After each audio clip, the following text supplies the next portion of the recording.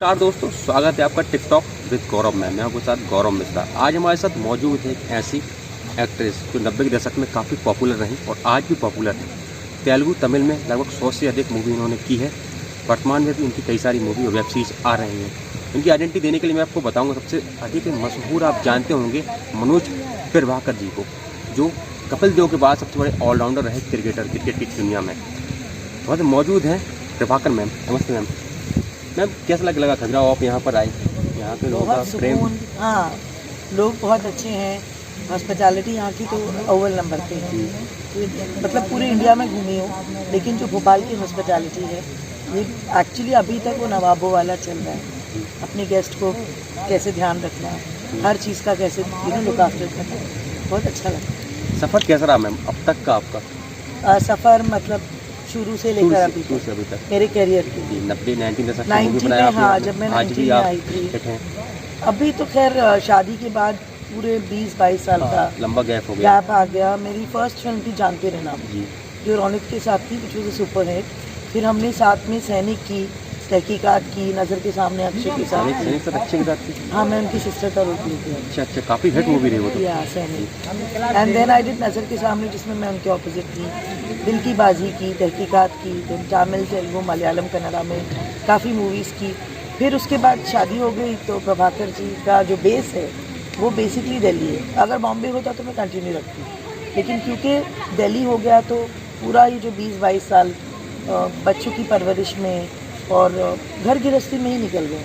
But अभी I am coming back. Manoj Prabhakar ji अपने हमारे देश के काफ़ी बड़े क्रिकेटर हैं, काफ़ी नामचीन लोग हैं, का नामचीन हस्ती है। आपकी शादी से उनके साथ कैसे हुई? आप एक एक्ट्रेस, वो क्रिकेटर, उस समय तो इतना नहीं था। आज की भी देखा तो रोहित और एक्चुअली शुरू से ही चल रहा है। अच्छा चल रहा है। एक्ट्रेस और क्रिकेटर्स का हमेशा शर्मिला टैगोर जी से ही। फिर मेरी जो मेंटोर हैं रीना रॉय जी, उन्होंने फिर मोहसिन खान से किया। तो आई डोंट नो इसको मैं डेस्टिनी कहूँगी या इत्तेफाक, बट ऐसा है, इन दोनों का कॉम्बिनेशन है। हमने छक्का मारा, आपका दिल उन पर आ गया। बिल्कुल। कैसा रहा होगा? कोई मैच हुआ था उनका ऐसा? नहीं, मैं शुरू से मतलब हमारी फैमिली में हम बहुत कंजर्वेटिव मुस्लिम फैमिली से हैं, तो हम लोगों को प्रोग्राम्स देखना, टीवी देखना इतना बचपन में अलाउड नहीं था। और क्रिकेट कोई घर में सारी फीमेल्स ही थी, तो क्रिकेट के बारे में कभी कोई सब्जेक्ट था ही नहीं, हम जानते ही नहीं थे क्रिकेट क्या होता है। बट जब मैं इनको पहली बार मिली तो मेरे लिए तो ये था कि सो हैंडसम, ये कौन है? अच्छा। मुझे नहीं पता था। बट जब मेरे को किसी ने वहाँ बताया हेल्थ क्लब में कि मिस्टर प्रभाकर है क्रिकेटर, तो फिटनेस क्लब में मुलाकात हुई आपकी? हाँ, हेल्थ क्लब में। तो इत्तेफाक से मेरे मुंह से ऐसे निकल गया था कि कौन प्रभाकर। तो मनोज जी ने बस ऐसे मुझे एक लिख दिया कि ये कौन है जो ऐसे पूछ रही है। वो लुक देना और मेरा घबरा जाना, उसके बाद मेरा सॉरी बोलना कि आप सो सॉरी वो, एंड देन वो दोस्ती हो गई। फिर दोस्ती प्यार में हो गया। तो एम एस धोनी जैसा रहा, उनको साक्षी नहीं जानती थी धोनी कौन है। मतलब ऐसा कुछ था। अच्छा। खजुराहो आना हुआ तो बुंदेली स्टाइल में आपका स्वागत हुआ, कल्चर डिफरेंट था, क्या महसूस किया, क्या फील किया आपने? देखो, इतने सालों के बाद स्टेज को फेस करना, कैमरा को फेस करना, फिर वापस से गृहस्थी से निकलकर वही लाइमलाइट को महसूस करना ही मेरे लिए बहुत बड़ी बात है। मैंने वो चीज़ को महसूस करी है। मैंने अभी 2 फिल्में की हैं तेलुगु में सितंबर में, ये कोविड के वक्त, क्योंकि मैंने वहाँ पे काफ़ी हिट फिल्म्स दी है कमल हसन जी के साथ, मम्मूटी के साथ। Then I worked with Srikanth, Ravichandran, काफ़ी मूवीज़ की हैं वहाँ पे। लेकिन इस तरीके का जब हम हिंदुस्तान में ये माहौल होता है तो ये मेरा पहली बार है आफ्टर 22 साल। तो वो जो चकाचौंध, वो लाइट्स और वो स्टेज, वो देख के मैं बहुत इमोशनल हो गई थी कल, कि क्या मैं वापस वो चीज़ को महसूस कर रही थी कि it's going to be so lovely. और वो जो बीच के 22-24 साल निकल गए, वो ऐसे लग रहा था ये कल की बात है। सो आई थिंक अब बच्चों का वक्त है। मेरे बेटे हैं 2, 22 और एक 17 साल के। अब उनका वक्त है। हाँ, तो अब जो माँ का रोल होता है या कुछ अच्छे कैरेक्टर रोल्स होते हैं जो हमारी एज को शोभा देते हैं, हम उस तरीके का काम करेंगे। बट कैमरा एक ऐसे हमारी ज़िंदगी में, ये लेंस हो या कैमरा हो, ये ऐसा है कि हमारे को चेंज कर देता है। हम उस कैरेक्टर में घुल के अपने आप को, आर्टिस्ट यंग या ओल्ड नहीं होता, आर्टिस्ट आर्टिस्ट होता है। सो वो माँ का, जब मैं हीरोइन थी तभी भी मैं कैमरा के सामने वही चीज़ें करती थी, आज भी मैं वही चीज़ें करूँगी।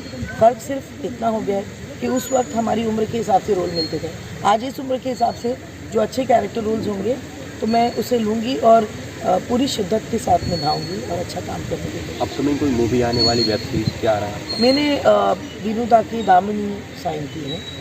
हाँ, ये एक वेब सीरीज़ है जो राहुल रॉय जी के साथ में कपल, हम पेरेंट्स प्ले कर रहे हैं। OTT होगी ये तो? हाँ जी, OTT प्लेटफॉर्म पे आएगी? हाँ। सो हम दोनों हस्बैंड वाइफ प्ले कर रहे हैं, मैं और राहुल रॉय साहब, लेकिन इत्तेफाक से अभी वो हॉस्पिटल में हैं तो हम वेट कर रहे हैं उनके ठीक होने का। And he will recover soon, हमारी दुआएं हैं उनके साथ। तो जैसे ही वो ठीक होके आते हैं, जैन-फेब में हम शूट करने वाले हैं दामिनी इस वेब सीरीज़ का। सैनिक में आपने अक्षय कुमार, सुपरस्टार अक्षय कुमार के साथ रोल किया, आप सिस्टर बनी उनकी, उनके साथ रोल प्ले करने का, काम करने का मौका आपको मिला। आप भी काफ़ी बड़ी मशहूर कलाकार हैं उस समय, आज भी हैं। उस समय क्या आपका रहा, तब आपने कितना अंतर अक्षर में आया है? अक्की के बारे में तो ये कहूँगी कि वो बहुत ही लाजवाब इंसान है और उस वक्त जो मैं उनको जानती हूँ, बहुत ही डिसिप्लिन इंसान, शूट पर टाइम पर आना। उनका टिफ़िन हम खोल के देखते थे तो उसमें 4 सब्ज़ी बॉइल्ड होती थी, वक्त पे सोना। आई थिंक अगर हर न्यू कॉमर या हम अपने बच्चों को भी उनका मिसाल देते हैं, क्योंकि मेरे हस्बैंड भी बहुत डिसिप्लिन है, तो मुझे मेरे बच्चों को बोलना पड़ता है कि पापा क्रिकेटर हैं लेकिन उनकी शख्सियत ही बहुत डिसिप्लिन है। वो अभी भी वो बहुत डिसिप्लिन तरीके से उठना 5 बजे। तो अक्की का मैं अगर देखूं तो मेरे घर में ही एक रोल मॉडल है, सो डिसिप्लिन। तो अक्की जैसा को-स्टार तो अब मैंने काम नहीं किया अभी तक। बहुत ही बेहतरीन इंसान, बहुत ही बेहतरीन को-स्टार, और उनका जो डिसिप्लिन है वो तो लाजवाब।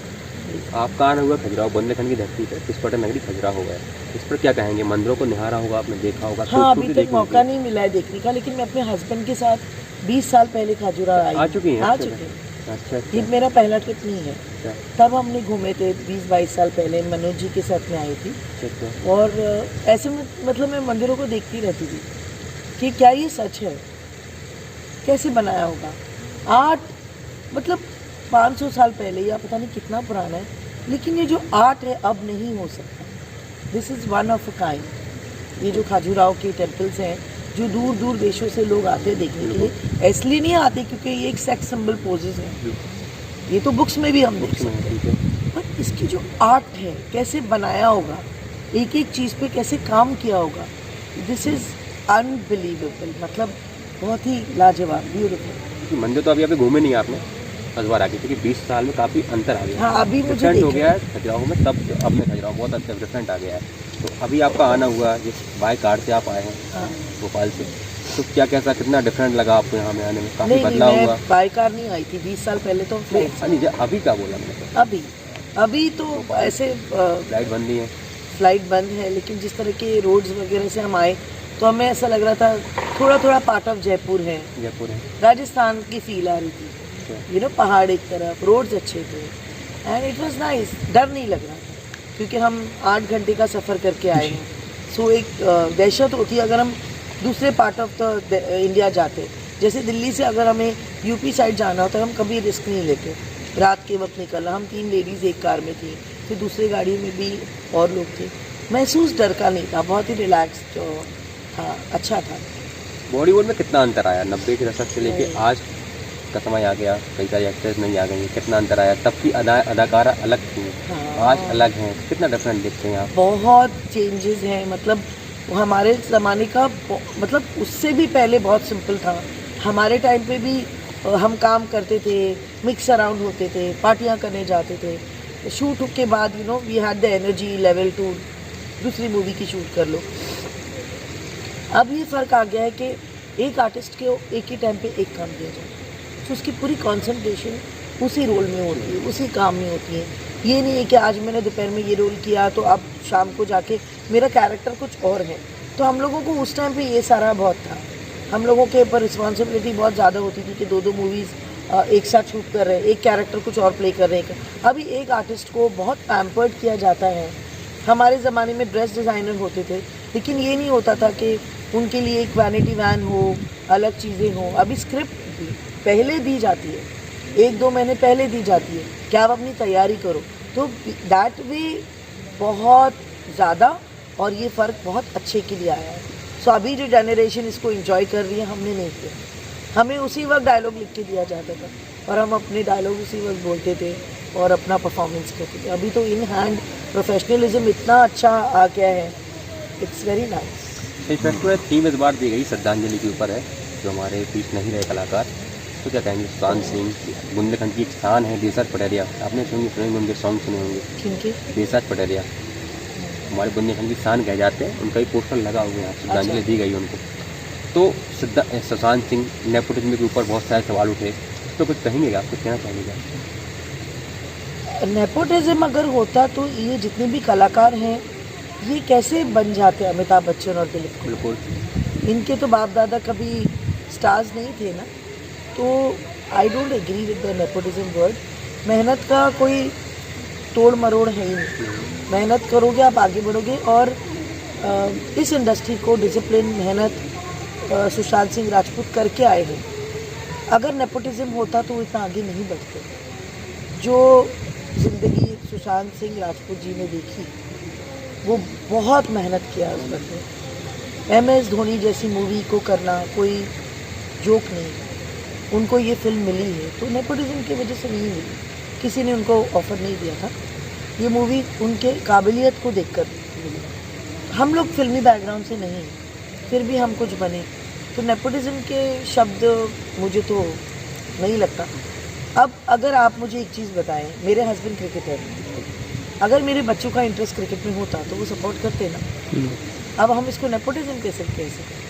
अगर बाप अपने बेटे को नहीं सपोर्ट करेगा तो बाहर वाला तो नहीं आके करेगा। अगर मेरी डॉटर होती तो मैं उसको शिक्षा देती कि नहीं ऐसे नहीं, ऐसे ऐसे नहीं, ऐसे, तो हम उसको नेपोटिज्म नहीं कह सकते। So I don't agree with nepotism. ये नया शब्द कंगना ने निकाल के सारी पब्लिसिटी को पूरा अपने तरफ कर लिया। नेपोटिज्म, ये तो शब्द हम लोग को इंग्लिश का भी नहीं मालूम है। नेपोटिज्म होता क्या है? मेरे को पहली बार जब नेपोटिज्म ये होता क्या है, नेपोटिज्म मतलब ये वर्ड का मतलब क्या है? सो फ्रैंकली स्पीकिंग, इतनी अंग्रेज़ी तो आती है कि समझे, लेकिन हमें नहीं इसका मतलब पता था। तो आजकल तो एक मुद्दा लोग बना लेते हैं पब्लिसिटी पाने के लिए, और उसके बाद उसी को तोड़ मरोड़ के जनता के सामने लेके आते हैं, जिस जनता को नेपोटिज्म का मतलब ही नहीं पता है। अब एक चीज़ है, इस एक नेपोटिज्म के वर्ड की वजह से जो कंगना ने कहा है, वो तो बोल के पब्लिसिटी मरोड़ के निकल गई, उसने शिकार बना दिया करण जौहर को। जो दूसरे बच्चे हैं, जो आपके बच्चे हैं, और जो आम जनता के बच्चे, वो डरेंगे। उनमें टैलेंट होगा भी तो वो आगे नहीं आएंगे। सोच के अरे नेपोटिज्म होता है, मुझे कौन लॉन्च करेगा, दिमाग में ये भर गया बच्चों के। वो निकालना है कि नहीं, आगे जाओ, industry is welcome for everybody. नहीं तो दिलीप साहब, अमिताभ बच्चन ये नहीं बनते। नेपोटिज्म होती तो राजा महाराजा के बच्चे, उनके बच्चे ही करते। आम जनता, हम आप इस पोजीशन में नहीं होते जहाँ आज हम हैं। सो ये सब ऐसी बकवास है। कंगना मैम काफ़ी सुर्खियों में है आजकल, लंबे समय सुर्खियों में, पर क्या कहें, कुछ कहना चाहेंगे उनको? मतलब फ्रैंकली स्पीकिंग, ये कुछ भी बात निकाल कर मैं बहुत स्पष्ट बोलती हूँ। इसीलिए जब 90 के दशक में भी मैं बहुत बदनाम थी कि ये बहुत फ्रैंकली बात करती है, लेकिन मेरी कोई रिश्तेदार नहीं है वो। ना मैं उसकी अम्मा लगती हूँ, ना वो मेरी कोई रिश्तेदार लगती है कि मैं उसकी सपोर्ट में बात करूँ। मैं इंडस्ट्री की सपोर्ट में इसलिए बात करती हूँ, इस इंडस्ट्री ने जो नाम मुझे दिया, फरहीन जान तेरे नाम से आज भी जानी जाती है। आज भी लोग उस गाने को कल कॉलेज बंद हो जाएगा जानते हैं, पहचान। बिल्कुल, मेरी पहचान मुझसे है, मेरी मेहनत से। कंट्रोवर्सी करना या किसी के ऊपर कीचड़ उछाल कर, आजकल मीडिया इतना हाइप हो गया है कि आप थोड़ा सा भी बोलते हो तो इतना, ये सब पब्लिसिटी स्टंट है।